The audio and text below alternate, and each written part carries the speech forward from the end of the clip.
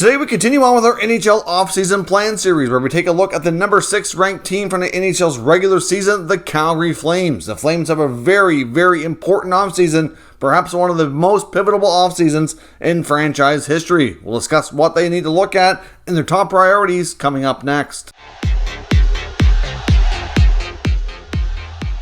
So welcome back to another video here at Top Shelf Hockey. As I mentioned, today we're looking at the offseason plan for the Calgary Flames. Now, of course, to get to the Calgary Flames, we did have to skip over a couple of teams, as I mentioned before earlier in this series, as teams are still playing in the playoffs. Once I reach them in the standings, I will skip over them because it's kind of hard to figure out their plans until you know how their season finished. So currently we had the number 9 ranked team, the St. Louis Blues, was the last team in the series, and we skipped over the number 8 Lightning and the number 7 New York Rangers to land at number 6 here to do Calgary's video. So essentially what we're going to do is recap the 21-22 season, take a look at how things went, explore their salary cap situation, take a look at their expiring contracts, which, as I mentioned, is pretty significant this year, and then the top questions facing the franchise and the top priorities that we expect them to deal with here this offseason. So first up, the Flames finished with a record of 50 wins, 21 losses, and 11 overtime losses for 111 points, finishing first in the Pacific Division. A really, really solid campaign under head coach Daryl Sutter, who of course is nominated for one of the top coaches of the year for the Jack Adams Award. They scored 291 goals, really solid result, number 6 in the league. Goals against was really good, 206, third best in the league. The power play was really good, 22.9 for 10th best in the league. And the PK was really solid at 83.2 for 6th best in the league. So there was certainly lots to like. All these team results are excellent. They ended up with 3 40 goal scorers. That top line of Johnny Gaudreau, Matthew Tkachuk, and Elias Lindholm all cracked 40-plus goals. And Gaudreau and Tkachuk topped 100 points. So really fantastic campaign. But as we mentioned, we have some big question marks on a couple of their top players' futures that need to be addressed. And we'll see here. Hopefully in the next few weeks we'll have a better idea what they're actually going to do. But like I said, today we're going to discuss what I think they're going to do. Now let's examine their salary cap situation going into this offseason. They only have 12 contracts on the books for next year. So you're going to see a lot of expiring deals in the next segment. Those 12 contracts total of $55.5 million, which leaves them $26.9 million available. So of course they have lots of names that need to be signed, and that money's going to get eaten up really quick because the players that are needing new deals are extremely significant, and as we talked about here, had awesome seasons in the last number of years and are going to get paid handsomely, whether it's in Calgary or somewhere else. So now let's jump over to that and take a look at the RFAs and UFAs for the Flames this offseason. The list of RFAs is short, but they're all significant players, starting with the most significant, Matthew Tkachuk. Of course, Tkachuk is 1 year away from being an unrestricted free agent, so there are some that think, will he take his qualifying offer and just want to do a 1-year deal, or will we see more? And we'll discuss that further here in the next segment. We got Andrew Mangiapane, who has really come on the last couple of years and really proven to be an extra piece that's going to be a really solid secondary scoring. Had 35 goals this year. He's still improving. I don't think he's quite hit his peak. And if he were given a bigger role than he's given, and he doesn't really see much power play time and played even higher in the lineup, I wonder what his ceiling could be. Oliver Shillington as well in the back end had a breakout season for Calgary. He needs a new deal. On the UFA side, of course, none bigger than Johnny Gaudreau. Johnny Hockey finishes up his last contract. And what does the future hold for him? Basically, Johnny Gaudreau and the Flames made a pact. They were not going to speak about the contract publicly throughout the entire 21-22 season. They held firm on that. You didn't really hear much of anything. And at the same time, I don't really think there was much negotiating going on based on Johnny's comments at the end of the season. I think they basically kind of let it play out and let it see. And now we'll have to see where things go. Headline addition, Calle Järnkrok also needs a new contract. I'm not so sure he's going to stick around with Calgary. He was a decent pickup, but I'm not sure that there's really a spot for him long term. You get Trevor Lewis. Debatable future there. I mean, I know he's a bit of a Daryl Sutter guy. He's worked with him in LA and Calgary. He might re-sign to be a fourth liner. It's possible, but not a given. Ryan Carpenter was another piece picked up the NHL trade deadline. Was rarely utilized, so I don't see him sticking around. Brett Ritchie needs a new deal. He could stay. It's possible. Hard to say, though, again. And they have 3 defensemen, including Michael Stone, Eric Branson, and Nikita Zadorov. It's going to be tricky for them to keep all three. Stone's been playing on basically bargain basement deals here for the Flames ever since he got bought out a number of years back, and really has played well. He's been working under Brad Treliving between his time in Arizona and Calgary for a really long time. I wouldn't be shocked if he signed another cheap one-year contract and returned again. It seems to be working out for them. In terms of Branson and Zadorov, that's going to be an interesting piece. We need to look at the Flames blue line here in the next segment as well. So what are the top burning questions or the top priorities facing the Flames this offseason? As I mentioned, this is going to be a pivotal offseason, one of the most important, if not the most important, in Calgary Flames history. They could either really lock themselves into having a real solid team for a number of years, or they could be at risk to lose one of their top players of all time in Johnny Gaudreau. So what is Johnny Gaudreau's future? First and foremost, by far the biggest question. His question is even bigger than Matthew Tkachuk, because Matthew Tkachuk is not UFA.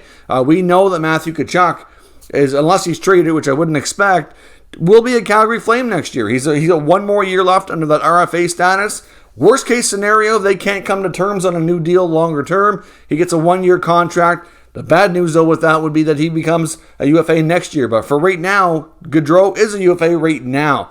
So what is the future for Johnny? He's going to command big bucks. To stay in Calgary, he's probably looking at an 8-year deal. And I'm going to say it's at least $9 million. The way he played this year, it could be more than that. It could be 9.5, 10. I'm not really sure where that number is going to land. As his agent, Louis Gross, is going to play a role in this. Louis Gross is an agent who quite often really recommends his players to have a look at free agency and to see what the offers are before they re-sign, especially the more high-profile names. He really encourages them to kind of hold out and get what he feels they deserve and what they feel they deserve. Of course, he was at the negotiation table with William Nylander when the infamous RFA holdout contract with the Leafs a couple of years ago, and he's had some other situations similar to that as well. Of course, Nylander's went further than most, but still, Louis Gross has had a lot of players either be late to training camp because they were holding out, or just what have you. Like, he quite often really pushes hard for his clients, which is good, but I think from a team perspective, it can be difficult to deal with for sure. Johnny Gaudreau made comments saying that, in the coming days after the end of the season, which we would be into right now, that he needed to have some conversations with his agent and his family, kind of determine what they feel they really want, and kind of pave out a long-term plan. Of course, many suspect, I know Elliot Friedman's made comments that he really thinks the Flames are going to attack these negotiations with a guy like Gaudreau and a few others here right away. They're not going to wait. Even though free agency doesn't start till July 13th, they really need to know sooner than later what the plans are, if they're going to have a chance to sign Gaudreau or not. Because if they're not, that's going to have a lot of extra cap space that they can go find somebody who they feel could be, that money could be used on, right? So they really need to nail that down. Brad Treliving's made comments that they're going to, move heaven and earth and do everything they can to sign him. So I fully suspect that the only reason Gaudreau wouldn't be back is if he really decided that he really wanted to play somewhere else. I mean, I'm not really sure that another team is really going to, outbid the Flames per se. At least, you wouldn't think. I mean, I know there's some jurisdictions within the NHL landscape that have better taxation than others, and sometimes you can take home more money by playing in one market compared to another.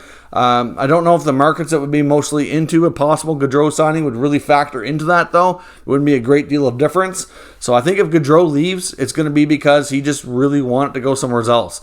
And we don't really have reason to think that right now. So we'll see. But signing Gaudreau is paramount. Like I said, he has a chance, if he re-signs especially, to go down as probably either one of the greatest, if not the greatest Flame of all time, at least at this point in their franchise history, and will be a pivotal piece for them being competitive for the next number of years. Big question number 2, another priority here, is Matthew Tkachuk's future. Like I said, he's 1 year away from being a UFA.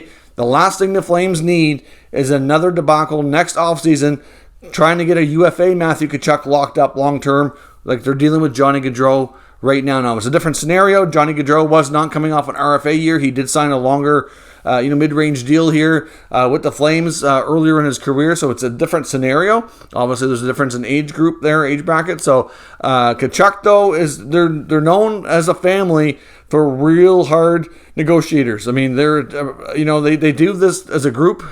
You don't just get one Tkachuk, you get the whole clan, and obviously, they're hard pressed to get what they need. Now, of course, like I said, qualifying offers aren't due until I think it's early July. So obviously, it's a scenario where they have time. But Tkachuk said all the right things. He said he'd be interested in signing long term with the Flames. I have no doubt that that's true.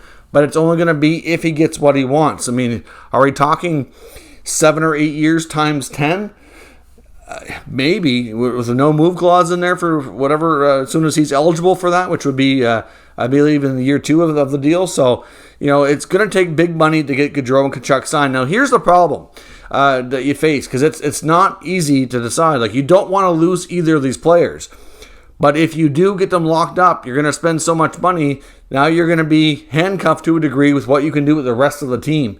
So it's really tough. When you get big-time players that are commanding big money like that, it's super challenging. So I'm not sure how Brad Treliving in the Flames navigate through this.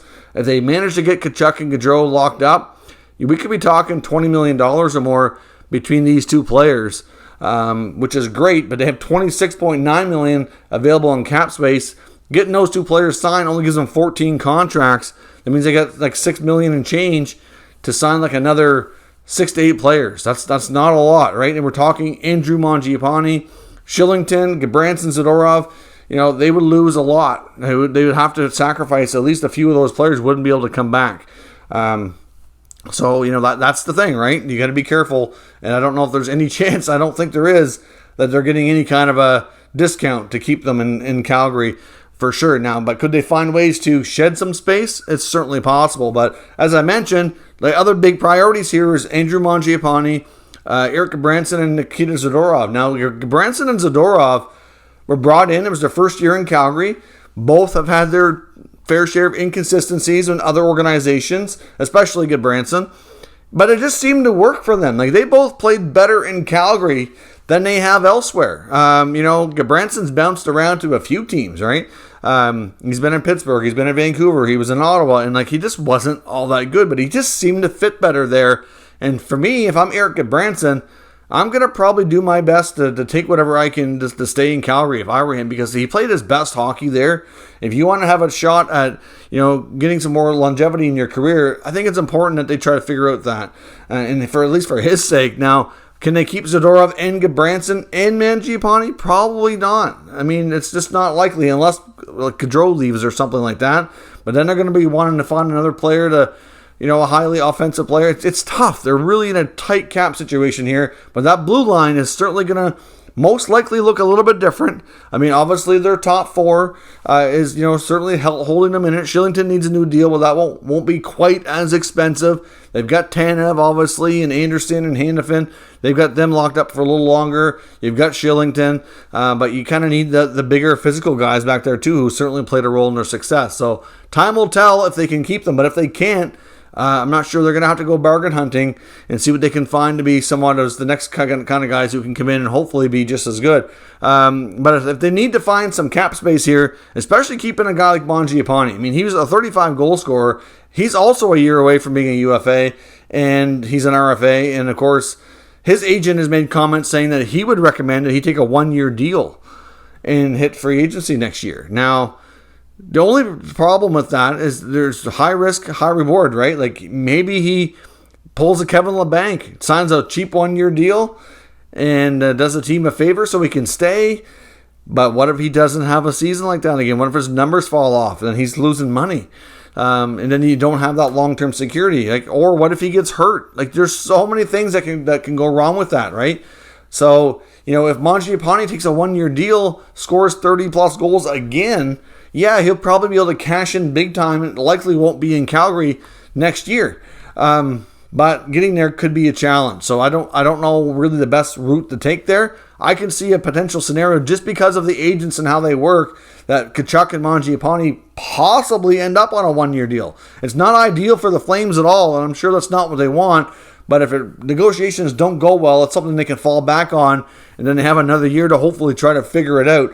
But like I said, with all that in mind, like, you know, if they'd end up losing Zadorov and Branson, they'd have to try to find a way to replace that, which is not easy.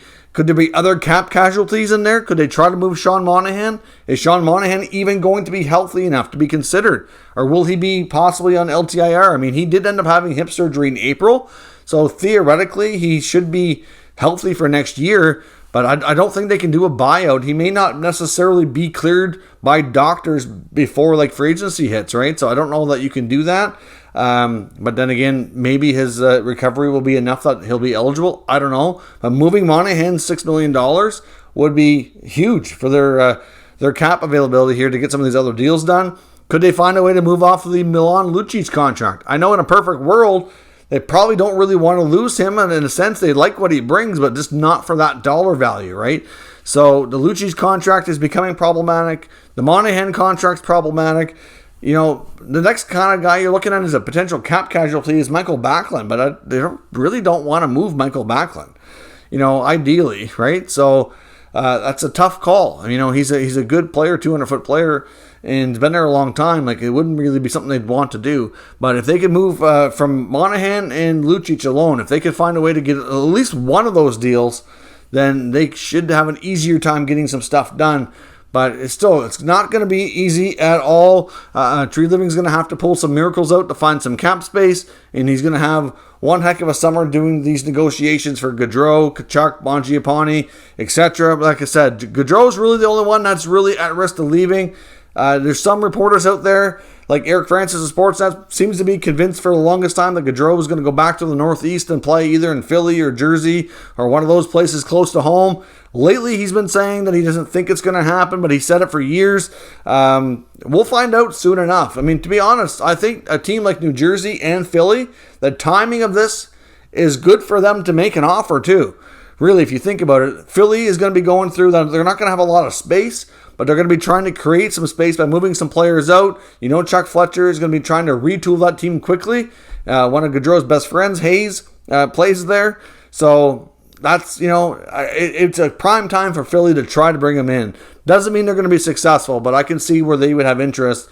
New Jersey, on the other hand, is rumored to want to add another top scorer to work with their young players. They've got a lot there. They could use a more veteran guy to kind of come in and help lead them. There's been some talk that they were going to look to do that. If not like a Gaudreau, then like maybe a JT Miller or other names that, you know, they are reportedly interested in. So with the Devils, I wouldn't put anything past them. They could turn out to be like a stealth team here to come in and make a sweet offer. So we'll see. Like if those teams were in different positions and you couldn't really think it's logical that they'd be primed to make a pitch for them, it'd be different, but they are. So they're going to have some tough competition and some big questions to be answered. But the Flames had a heck of a year. They can do it again next year and take it up a notch if they can get some of these guys re-signed, but it's not going to be easy. Let me know your thoughts on the Flames offseason down in the comment section. We'll discuss further. If you're new to this channel, make sure you subscribe and stick around. We'll keep you up to date with the latest news, rumors, and analysis on all 32 NHL teams. And of course, the remainder of this series